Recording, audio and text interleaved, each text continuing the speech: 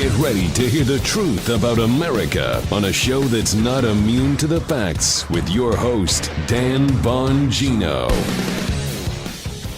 Very solemn day today, folks. The commemoration of 9/11, an event obviously close to all of our hearts, these savage animals that attacked us that day. I'm going to get into a little bit of that. Got a stacked show for you today. I got a lot of information to get out there, so stick with me here. Welcome to the Dan Bongino Show. Producer Joe, how are you doing today? Hey, man, I'm doing pretty good today. Just remembering as good as you can 9/11 like everybody else is. Yeah, I'm doing as good as I can be. Watching it on Fox this morning was a little bit tough. All right, so let's get right into it. Today's show brought to you by our buddies at Wesley Financial Group. Welcome to the show. Good to have you on board as a sponsor. The company is helping a lot of people who believe those timeshare lies get out of these timeshares. If you bought a timeshare, you know the pitch. It's a great investment. It's a legacy for your kids. You can stay wherever you want, whenever you want. Well, guess what, folks? None of that's actually true. The ugly truth believe me, I have a family member with personal experience here. The ugly truth with the timeshares, you can never tell how much it's going to cost or when it's going to end. Many owners trying to sell their timeshares online find out the hard way it's not an investment when they can't get $1 for it. And with those rising annual maintenance and assessment fees, buying a timeshare is like giving a timeshare company a blank check for life. Who wants to do that? Even when you die, your family gets stuck with this burden. Stop the insanity today. Like I said, I had a family member had an issue with one of these. There is a way out. If you're stuck in a timeshare nightmare, go to icanceltimeshare.com and tell them Dan Bongino Show sent you. Wesley Financial Group guarantees they will legally get you out of your timeshare contract permanently, or you pay nothing. To get your free information kit telling you all you need to know about how it works, go to icanceltimeshare.com. That's icanceltimeshare.com. All right, let's go. Delayed. Ding, ding. So to begin the show, this morning I tweeted something out. It's I really do have a lot of material to cover, so I'm humbly ask you to stay with the show. There's some economic data, Census Bureau data. There's some breaking news on that CNN spy story yesterday I wanted to get into. But just quickly, every year that passes since 9/11, I always assume it's going to get easier for me to watch the video and the footage, and it never does. I was getting choked up this morning watching Fox. I know, Joe, it's tough for you as well. Mm-hmm. And, time doesn't heal all wounds. And I don't think we should tell people that. Some wounds aren't meant to heal, and that's one of them. It was the definitive moment of my generation's time. I was a Secret Service agent at the time. I remember the day vividly. I was sitting there. We were getting ready to serve an arrest warrant on this guy, and I remember doing the briefing. It was early in the morning. It was about 8 o'clock in the morning right before it happened. And this guy was selling diamonds on eBay. eBay was new back then. It was 2001, of course. And there was a lot of fraud on eBay. And the guy was selling diamonds. The catch was he didn't actually have the diamonds. So he was staying in a hotel on Long Island. There aren't that many. And he was deaf. And I remember we weren't doing this to be, dopey or silly. There's a knock and announce thing. You have to knock and announce, police, arrest warrant. You have to knock on the door. You can't just kick someone's door down. And being that he was in the hotel, we were like, well, what do we do? How do we knock and announce? We knew he was clinically deaf. He couldn't hear anything. So we were sitting there, and then I remember as this briefing's going on and on, this guy, Tommy Hunter, this agent runs in. Him and his partner was already Ketchum. So they used to walk into the play, Hunter, Ketchum, and the guys would look at him like, really? Those are your two names, Hunter and Ketchum? But Tommy Hunter runs in and he says, hey guys, I got bad news. And I could see he was not a dramatic guy at all. And he had this look and panic on his face, and he said, and he looks at us, we're in this cramped office in Long Island, New York, in Melville. They since moved. Used to be on Pine Lawn Road. And we all look up at him and he goes, I think a bomb just went off in the World Trade Center. And we all look like he wasn't a joker. He just wasn't that kind of a guy.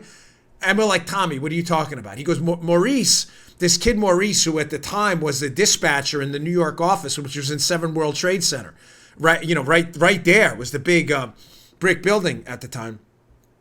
Maurice he was on the phone with Maurice, and he was telling him about the arrest warrant because we had to put a file on with in case people called the New York field office of the Secret Service. Hey, you got some guys out here. And Maurice said to him, I think a bomb just went off. There's papers coming down. And Maurice was looking out of the window of 7 World Trade, and there were these papers coming down. Because remember, when the plane hit, all of those paper files, and they were coming down in this kind of very ghastly, slow, spinning leaf-like pattern. And we all just dropped the files and we ran into my boss, Marty Walsh's office. He was the GS-14 supervisor. And we sat down there and we turned on, and I'll never, ever forget this as long as I live. We turned on the TV and The View was on. The View was new, that show. You know, I forget who was on back then. It was Barbara Walters was there. And I'm thinking to myself, like Maurice got it wrong. But Maurice, the guy was telling Tommy vividly, like, something happened. Because The View, they weren't talking about it. The View was talking about whatever. And we're looking around like, isn't there supposed to be breaking news? So I remember thinking to myself, this is a really poorly timed joke. This is really bad. And then all of a sudden, the TV goes out and breaking news. And obviously the news team comes on. I forget what The View is on, ABC or whatever. And we sat down and it was dead silence. Silence. Like nobody knew what to say. And this agent in our office, Paul Sadler, he came in and I remember because he was tall. He was like 6'7", a really thin guy. He was a navigator in the military. He wasn't a pilot. He was a navigator. I mean, what better guy to get a perspective? And he was the first one to break the silence. And he looked at all of us and he said, I've flown hundreds of times as a navigator. There is absolutely no way what just happened was an accident. Because there was some speculation that a small plane had flown in. And then, of course, as we're watching, the second plane comes in. We go in and we drive into the John F. Kennedy Airport office, and you can see downtown Manhattan from the JFK Secret Service office, and we're watching it just smolder. And the UN was going on. We're trying to account for agents. It was just complete chaos. I'll never forget driving into the parking lot. And two agents, I think one of them was Customs or whatever they were at the time. It was before CBP and ICE. U.S. Customs they were. One of them had a shotgun in the parking lot. And it was just the day was indelibly marked on me. Now, keep in mind, folks, personally, I had just met Paula, obviously now my wife, and sitting in the other room here. I had just met her 10 days earlier. So 9/11 for us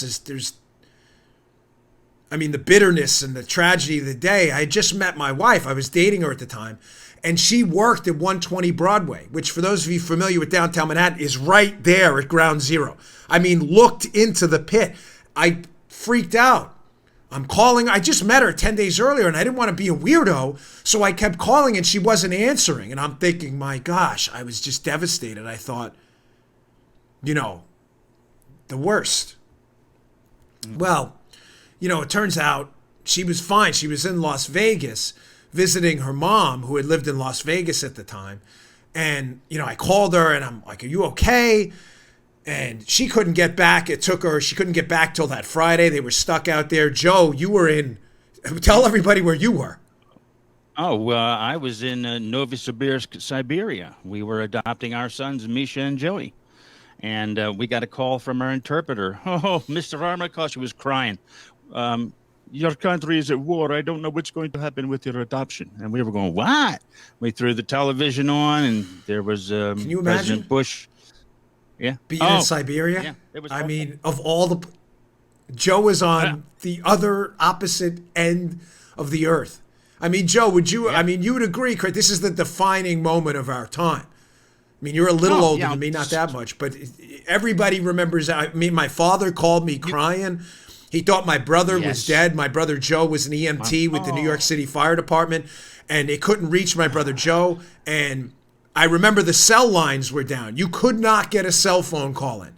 Right. You couldn't get it. Right. Remember that? Yeah, you couldn't call anybody. Yeah. There's ways they fix that now.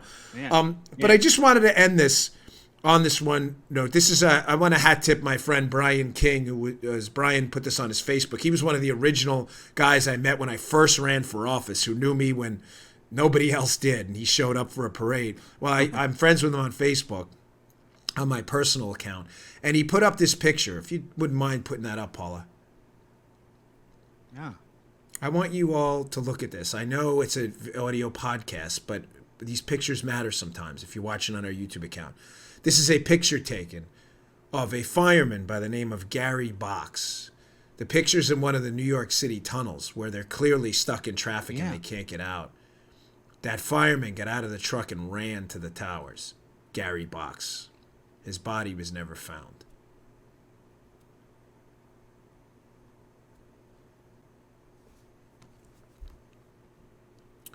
I don't want to get all emotional because my story doesn't. Nothing. We were fine. I went into New York, that day, and we lost a Secret Service member of our family that day.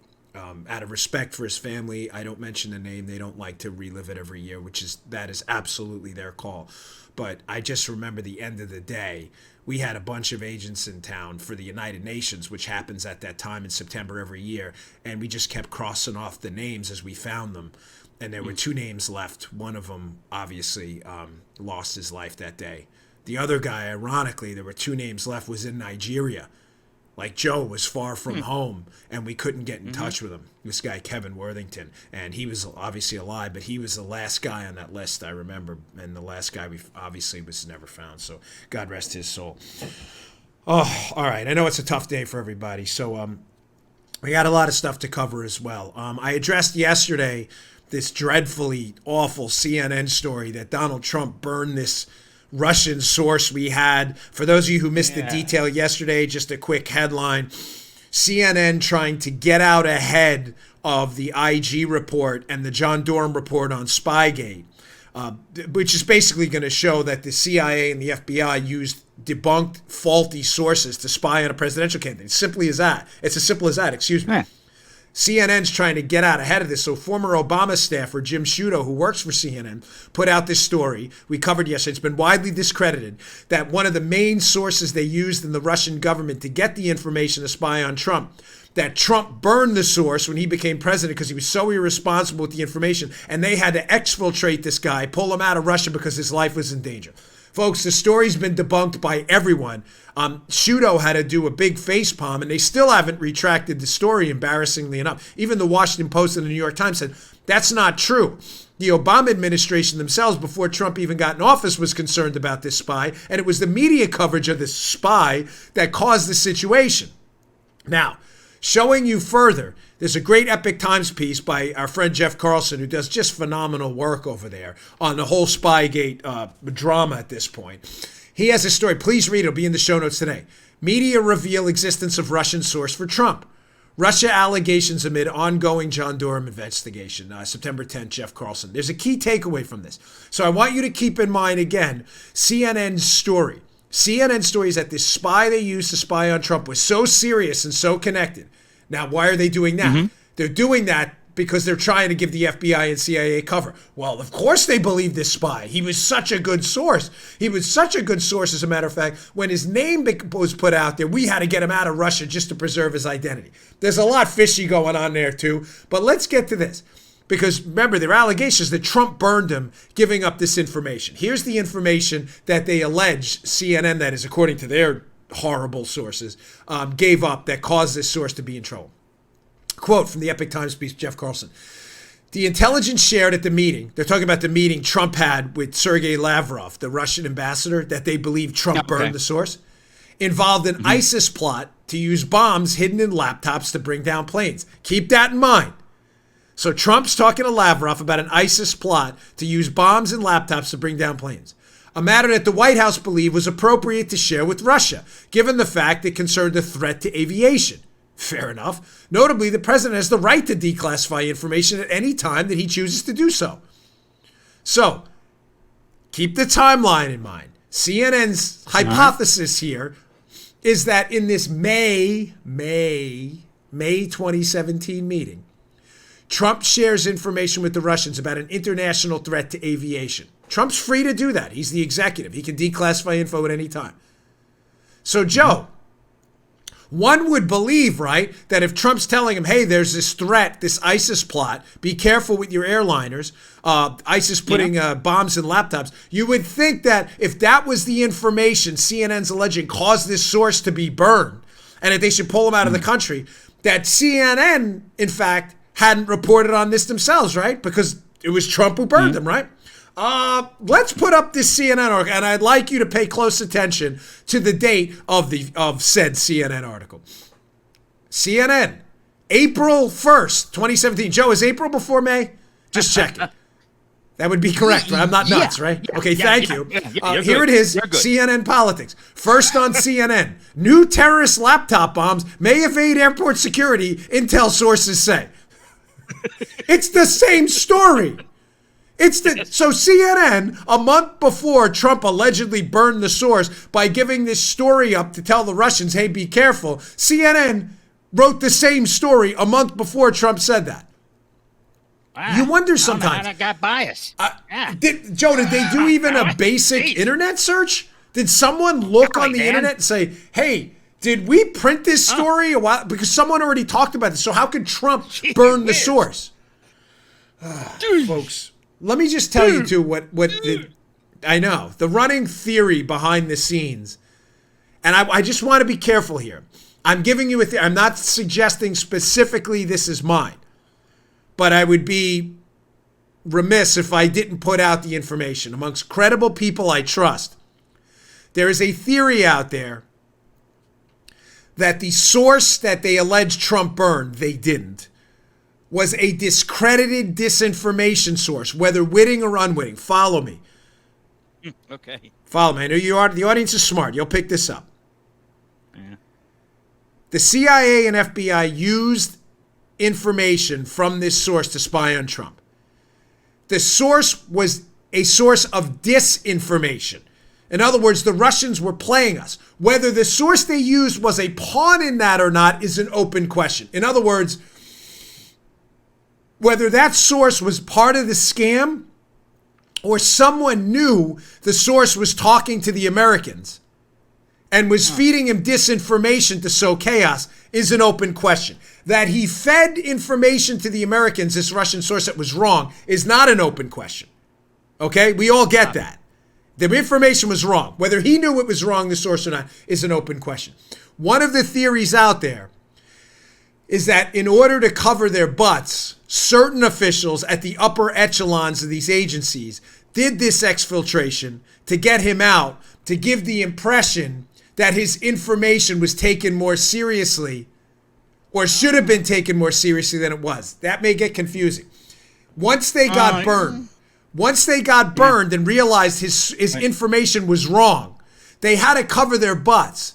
They can't just leave him there, so they engage in this lengthy exfiltration, which they can leak later to say, hey, everybody took this guy seriously, so seriously we had to take him out of Russia. Get it? Again, I'm not so sure yet. I'm going to be perfectly candid with you. That's up in the air, a lot of that. But the reason I believe people believe that is based on credible data points. One of them being, Joe, when you exfiltrate from a country a high-level government source that has given you allegedly valuable information on the Russian government, ladies and gentlemen, you go in the witness protection program times 10. You disappear forever. You don't buy a house in the middle of downtown expensive D.C., okay? And reporters like Fusion Ken Delanian don't find you as easily as they did. That's not how this works. We'll get back to that and there's more information surfaces. You see where I'm going with this?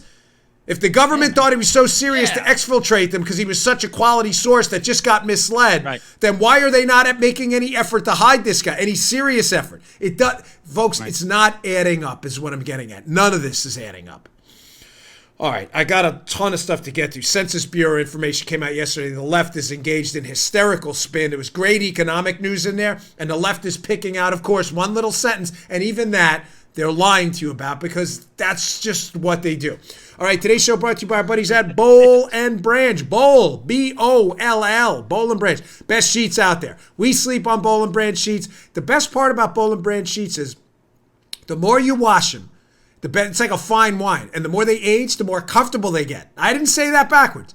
The older they get, the more it's like that comfortable pair of jeans you have. The older they get, the better they get. Boll and Branch sheets are the best. They age like a fine wine. Listen, getting a great night's sleep is easier than you think. You don't need an expensive new mattress or sleeping pills. You just need to change those sheets. Check out Boll and Branch. Everything Boll, B-O-L-L, and Branch makes, from bedding to blankets, is made from pure 100% organic cotton, which means they start out super soft and they get softer. That's right, softer over time. One of the best investments you'll ever make in your health. Get a good night's sleep, Boll and Branch. Everyone who tries Boll and Branch sheets loves them.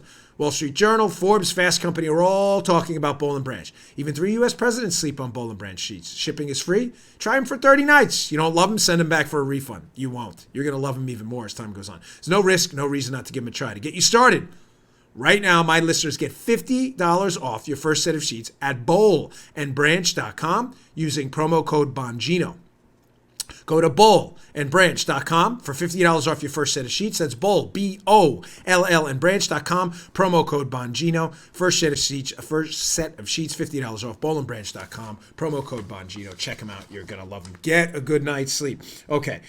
So the Census Bureau yesterday put out some data, and of course liberals pounced. Now I'm going to get to what liberals pounced on in a minute because they lied to you. There was one negative piece of data in there about uninsured Americans, the number of uninsured Americans going up. Uninsured, talking about health insurance. And of course liberals, oh my gosh, Trump the worst. Look what he did. He screwed up the whole economy. Having said that, what's fascinating is the Census Bureau data that came out was incredibly good for the economy, and the liberals just ignored that completely, including the candidates and largely the left-wing media. So let's put up this article from the Wall Street Journal so you know what was in this report, because I don't want you to get it from other places in the media. They're going to lie to you. I'm just going to give you the actual data. So the article is by James Freeman, does good work, Wall Street Journal. Americans get richer. And for those concerned about economic inequality, there appears to be less of it. That can't be. How is that? That's not even possible. The candidates for president have told us the Trump economy, it's only benefiting the rich. Everything's awful. Crash and burn. Terrible. The economy's going to implode. It's over. This is all we've been told. This is what they do. They lie to you often. Well, there are three major takeaways from the data that emerged yesterday. Let's go to takeaway number one about the poverty rate. Surely, if the liberals are right, Joe, the census data indicated that the poverty rate must have gone up because the Trump economy allegedly is only benefiting the rich. Wrong. Here's from the piece. The great news of the day arrives in a report from the Census Bureau. Quote, from their piece, the official poverty rate in 2018 was 11.8%. A decrease. That means down for the libs listening. A decrease of 0.5 percentage points from 2017. This is the fourth consecutive annual decline in the national poverty rate. In 2018, for the first time in 11 years, the official poverty rate was significantly lower than 2017, the year before the most recent recession. The number of people in poverty in 2018 was 38.1 million, 1.4 million fewer people than 2017. Folks, I'm just here to give you the facts. What you do with them is completely and entirely up to you. But for the Democrats with an open mind who listen to my show, and even the liberals, I'm sure there are some out there that listen to the show and appreciate the content. I've received a few of your emails. You vote and do what you want to do in your personal life. I'm just suggesting to you that if you're voting on the economy and your vote is based on what the Democrats have told you, the poverty rate's going up, this Trump economy is only benefiting the rich, you're just entirely inaccurate. You're just wrong.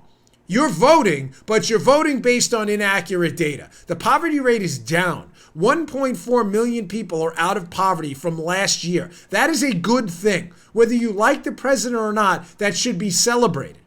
And you shouldn't lie about it to make a political point, to give the American people the impression the recession is around the corner when it isn't. Not yet. The second takeaway from this piece, again, what have we been told? The middle class are suffering. The Trump economy is only benefiting the rich. Wages are stagnant.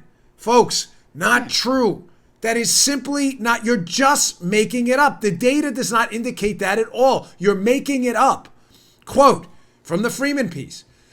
Thank goodness few of our neighbors are living in poverty, and the rest of us seem to be moving farther away from poverty too, according to the census report. Here's the report. Between 2017 and 2018, the real median earnings of all workers increased, liberals up, increased 3.4% to $40,247.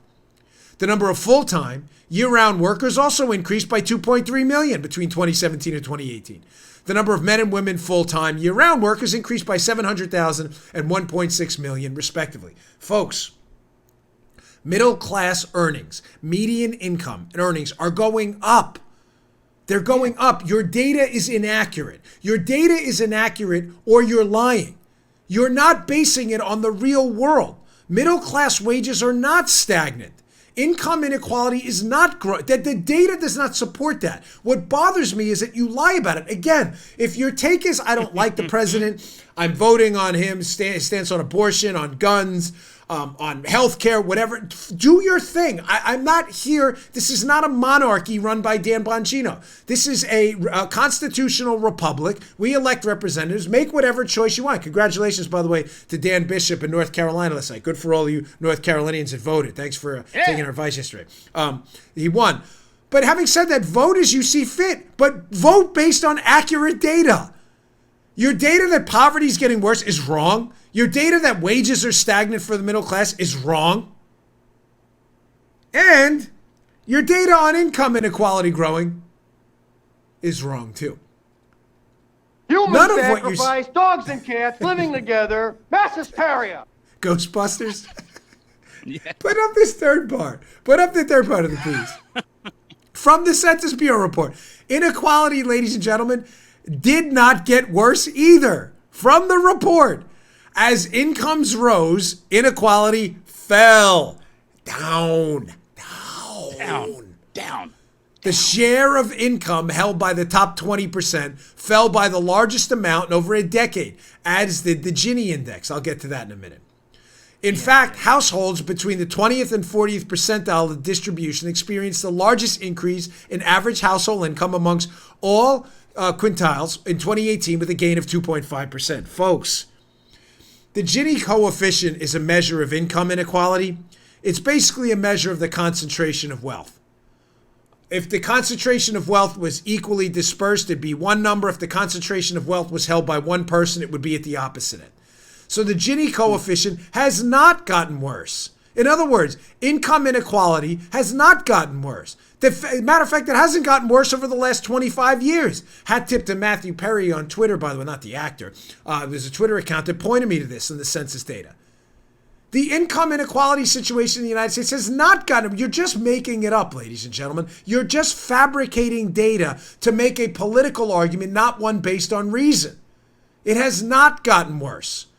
Matter of fact, the rich have not gotten richer, relatively speaking, as a group. It is the middle class, that 20 to 40%, those earners. Those are the people who are getting richer at a faster rate. By the way, talking about this stuff collectively is idiotic. I just want to put that out there. As Thomas Sowell points out, when you're talking about income groups, the argument's already lost. Because it's not the same people. When liberals talk about the rich, they want you to believe it's this group of Thurston Howell, bow tie wearing idiots sitting there munching on foie gras for their cocktail parties.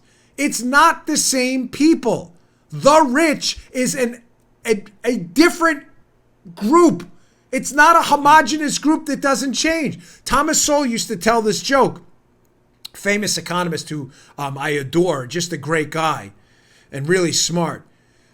He used to say it's like saying, in New York City, a person's hit by a car every 8 seconds. And then a guy responds, wow, that guy must be in a lot of pain. It's different people.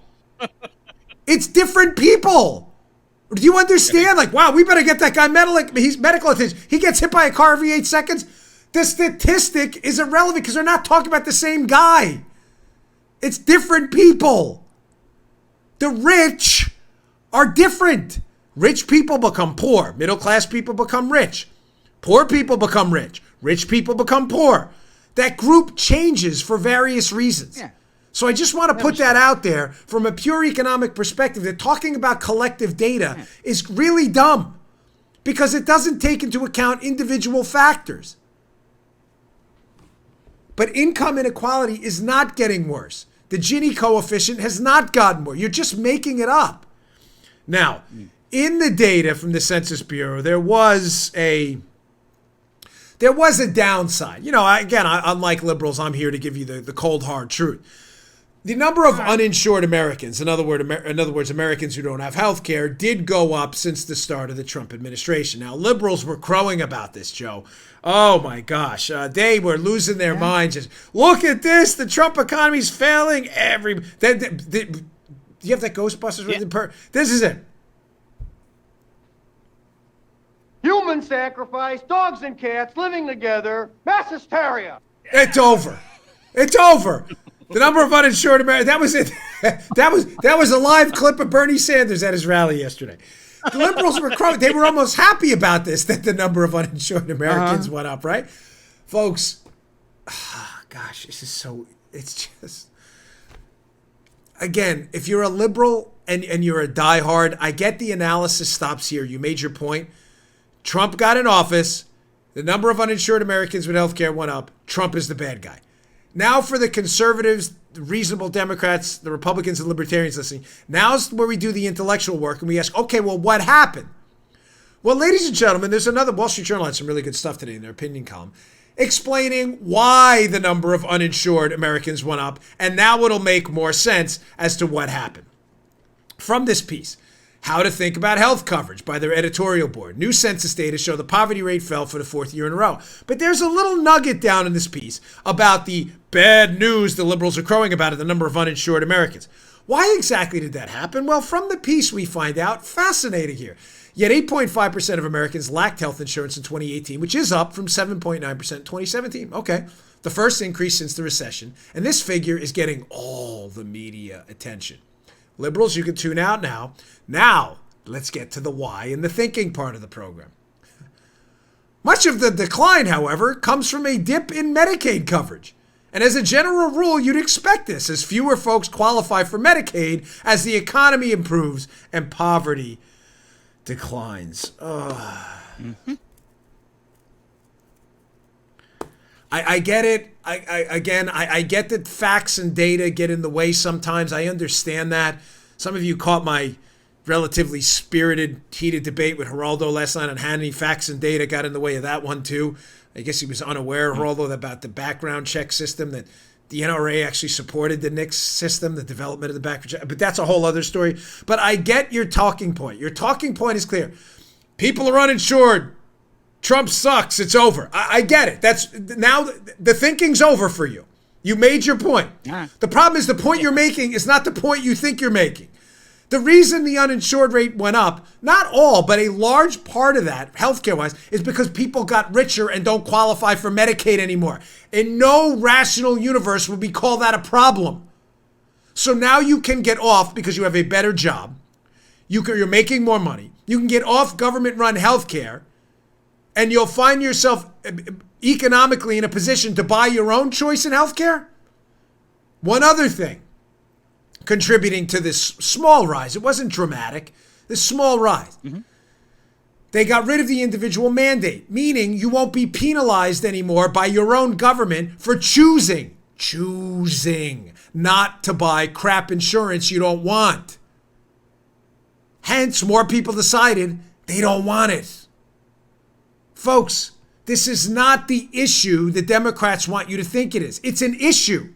But again, as I've said all week, the Democrats and the media want to tell you a story, never the story.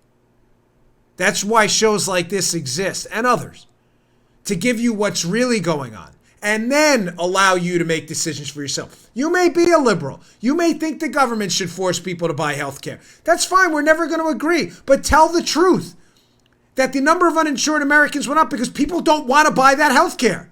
And just be honest and say, not me specifically, Dan Bongino, but I'm a liberal, right? I want to force people to do that. Just say it. I'm a conservative. I believe people who don't want to buy health care shouldn't have to buy it. I also believe that if they make that decision, that the consequences are theirs and theirs alone. Fair enough? I'm honest. You're not. And I'm sorry about that. I'm sorry, because you can't have an honest argument with people who just won't be honest.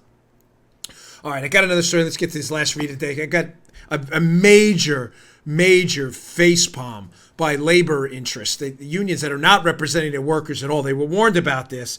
And I also got the story about Elizabeth Warren, that if you are a person 55 or older listening, or a union worker, ironically, invested in pension funds, or you're invested in the stock market, you better pay attention to what Elizabeth Warren's talking about, because she's about to bankrupt you. Don't go anywhere. All right, today's show brought to you by our last sponsor today, Policy Genius. September is National Life Insurance Awareness Month. Most people aren't even aware of that. In fact, most people aren't aware they need life insurance at all. That's why 40% of Americans don't have it. You got to get life insurance. But getting life insurance doesn't need to be difficult or expensive. Right now, prices are the lowest they've been in 20 years. And Policy Genius has made it easier than ever to get you covered. Policy Genius, Policy Genius, Policy Genius. This is the place to go.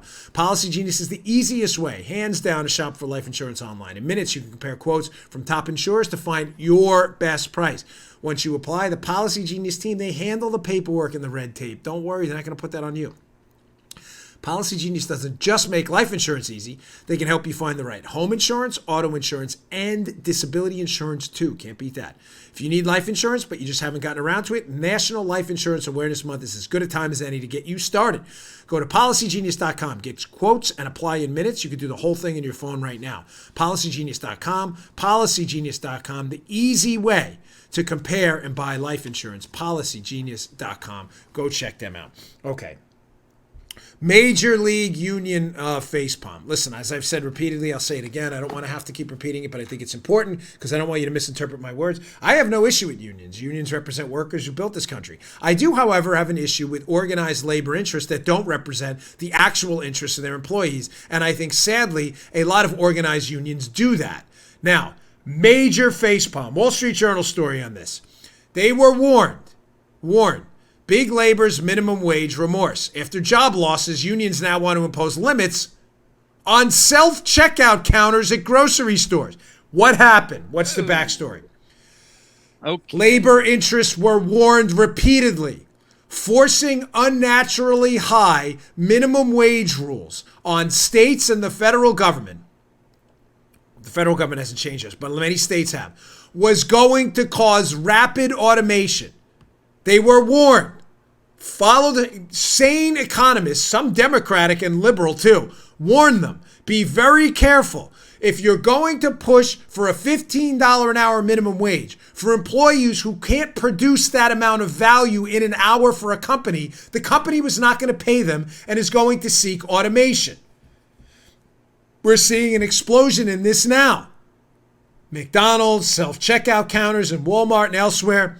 If you cannot produce that amount of revenue for the company, equivalent to what your salary is, the company can't afford to pay you. If I have a lemonade stand and hiring you will generate for me $10 extra an hour, I can afford to pay you probably $9, so I can make a buck on it.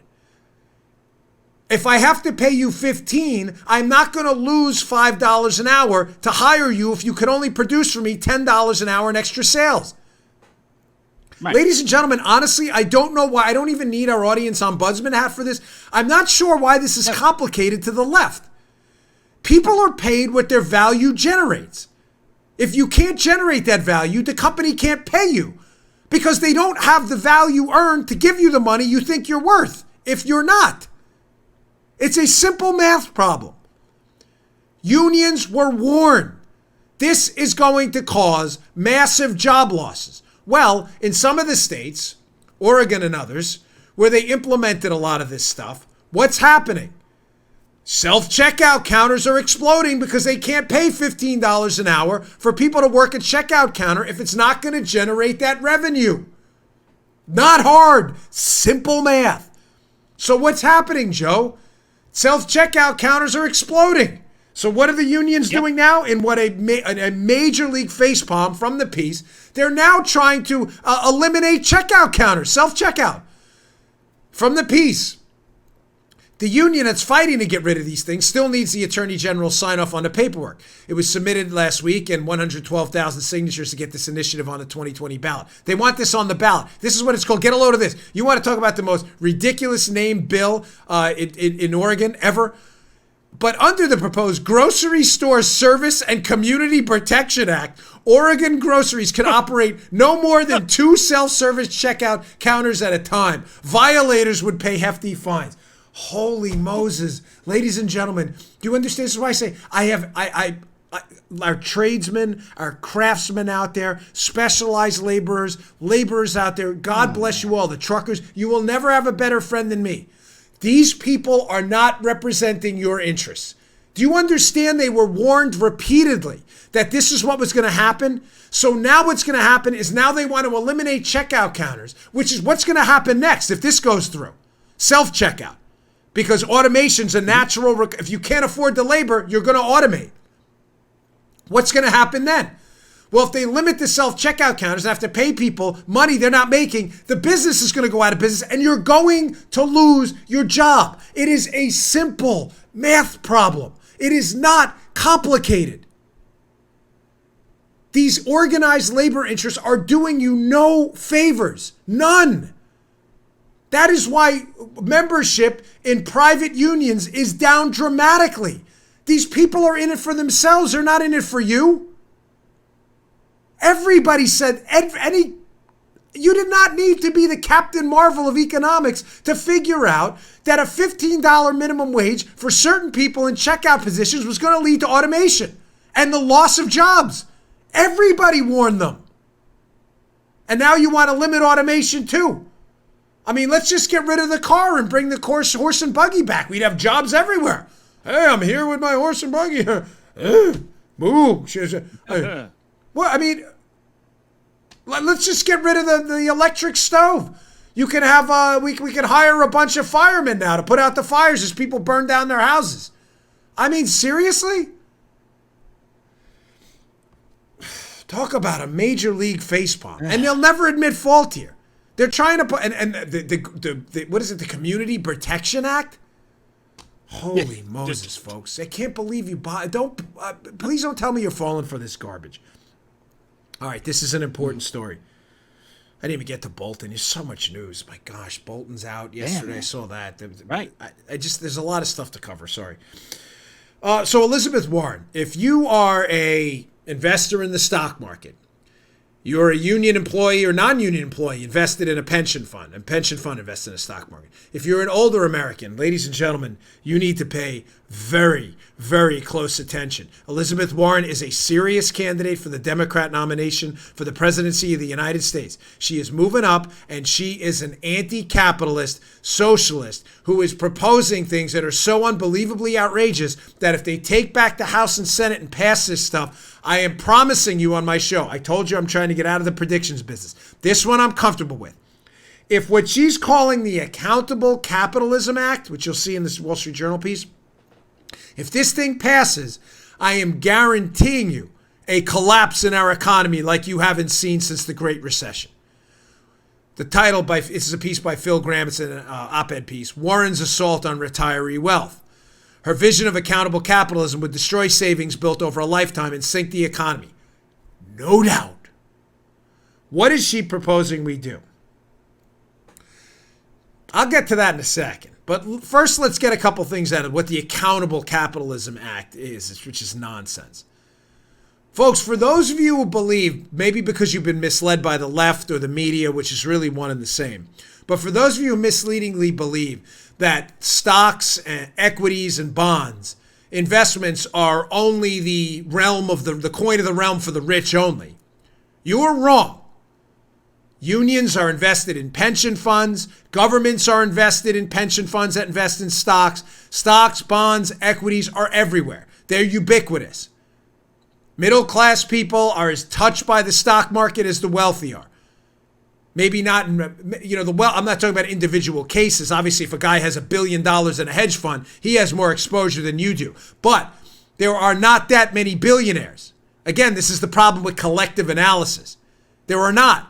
There are a whole ton of people who are middle-class Americans. The real money is in the middle class, not in individual cases, but as a collective bunch of people. The wealthy, there are very few of them. That's why they're called by the left the one percenters as a pejorative. 1% is not a big number. What I'm getting at is the exposure to the stock market, equities, and other investments is huge for the middle class. Why does that matter? Because Elizabeth Warren's argument about these stockholders and you rich people, as if it's some kind of amorphous group of lunatics that they can harm without touching your savings, is wrong.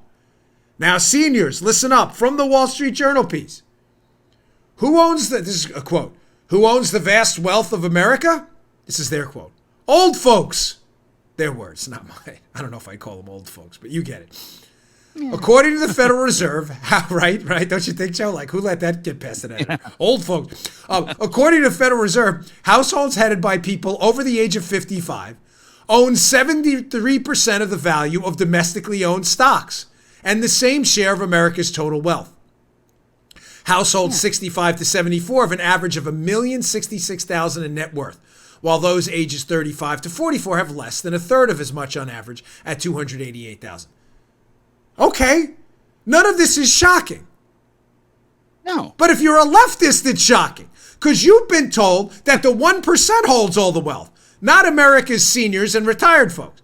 Now, none of this is shocking if you have common sense because, Joe, would you say you're wealthier now than you were when you were 18 or 20? Not a trick question.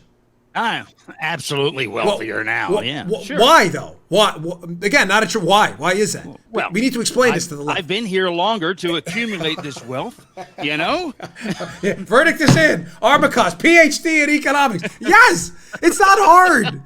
Why do older people, why are they worth more? Because they've worked their whole lives and saved and accumulated wealth. This isn't complicated. It's a simple function of chronological calendar math. If I work 20 years, I'll have more money than when I joined the workforce in year one. But that's not, you understand, I'm bringing this up because that's not Elizabeth Warren's narrative.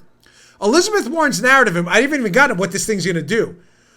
Elizabeth Warren's narrative is the evil one percenters hold all the stocks and bonds. Screw them, go after them. But this isn't going to affect you older folks, to quote the Wall Street Journal, at all. Don't you worry. You worked your whole life. You're fine. It's just those evil rich people we're going to go get. That's not where the money is. The money is with America's middle class, working some, many retired seniors who've accumulated and saved and busted their butts and ground down their fingernails over their lives to accumulate a nest egg to live on. That's where the money is. Okay, so let's get to it then. What the heck is Elizabeth Warren going to do? From the piece. You know what? Take that down one second. Let me get back. Let me explain, because this talks about the damage this is going to do. Elizabeth Warren wants to make corporate America accountable, her word, in the Accountable Capitalism Act, not to the people who actually own their stocks and bonds. So you buy a stock in IBM, Home Depot, whatever it may be. Elizabeth Warren wants to change the fiduciary responsibility of those corporations to not be responsible to you, even though you own a portion of the company. You own a stock, you own a portion of that company. Maybe very small, 0, but you own it. Mm-hmm. That's what stock is. That's what having equity in a company is. Elizabeth Warren wants to change the guidelines to make those corporations, Joe, responsible to various stakeholders. Stakeholders? I thought the stakeholders were the owners of the company. Yeah. Right? The company has to, keep in mind, we're not talking about chaos. Yeah. There are regulations, there are environmental rules. You can't cheat people. Companies all play by the same rules in the United States. There are rules. But those companies are responsible to the people who own the company. Seniors who own the stock. Union workers who own the stock. Elizabeth Warren doesn't want that. She wants you to be responsible for stakeholders. And stakeholders. Oh, gosh. What does she mean? Like, you mean environmental groups and other stuff? That's exactly what she means. Now. What kind of bull is that? From the Wall Street Journal piece, here's what's going to happen. She wants us to apply to companies $1 billion in revenue or more. Basically, most of the companies out there that are dealing with big issue stocks. At best, every U.S. company with gross revenues over $1 billion would be suddenly coerced, this is from the piece, into operating like a not-for-profit. But unlike legally recognized benefit corporations, the companies would be redirected to multiple competing purposes. Joe, if this doesn't sound Orwellian, I don't know what does. A new Office of U.S. Corporations as Elizabeth Warren. Yeah, I know. Does that sound horrible? Wow. They would decide, and lawyers would sue to determine whether those stakeholder interests are satisfied. And only then would retirees receive the remaining crumbs. Only in Senator Warren's socialist heaven would workers continue to sweat and sacrifice while their rewards go to publicly favored groups. Ladies and gentlemen, I cannot think of a quicker path to national bankruptcy than Elizabeth Warren's Accountable Capitalism Act. They are accountable. You own stock in the company, they're accountable to you as an owner.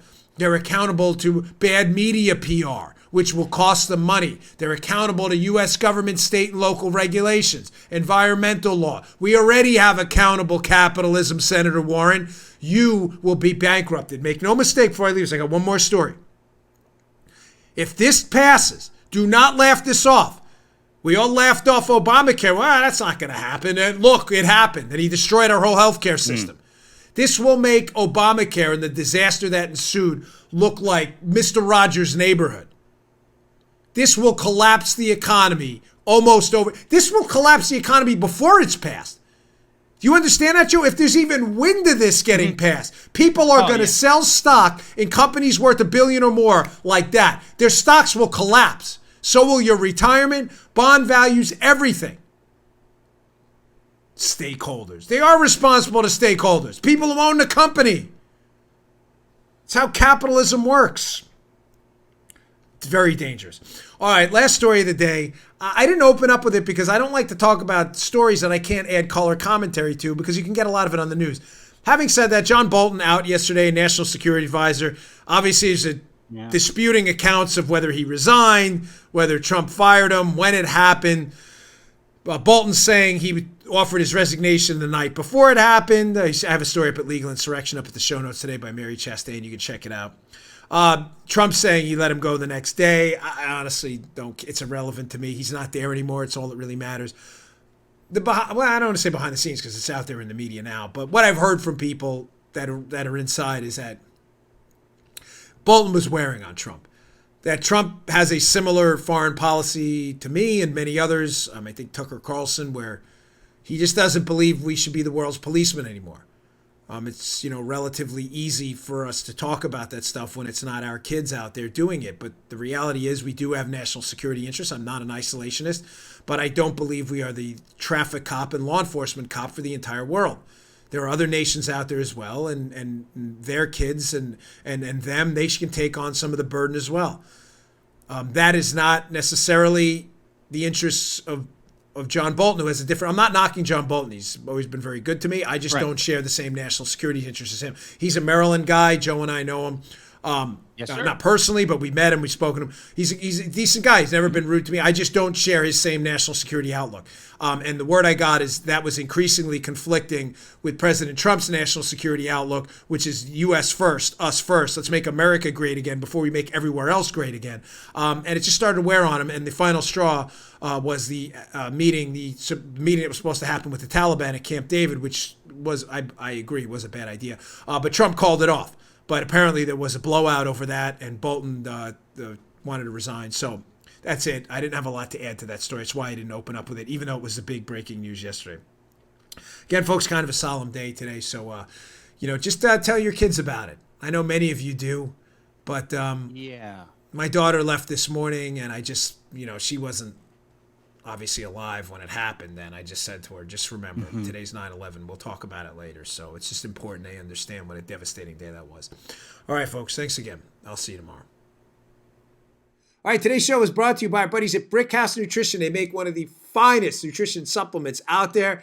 Hey, here it is. Field of Greens. Field of Greens. Now, you'll notice that's empty. Why is that empty? Just like my bottle of Foundation, their other great product. I use this. This is the finest fruit and vegetable supplement out there. This is real food, Field of Greens. This is not cheap extract. This is real ground up, healthy fruits and vegetables, the key to a long, great, healthy life. Your cognitive abilities look better, feel better.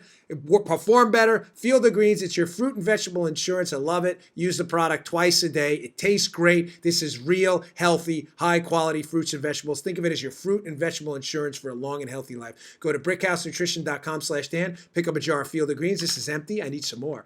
Because we use it, me and my wife too. Field of Greens, available at brickhousenutrition.com/Dan. That's brickhousenutrition.com/Dan. Pick it up today. You just heard The Dan Bongino Show.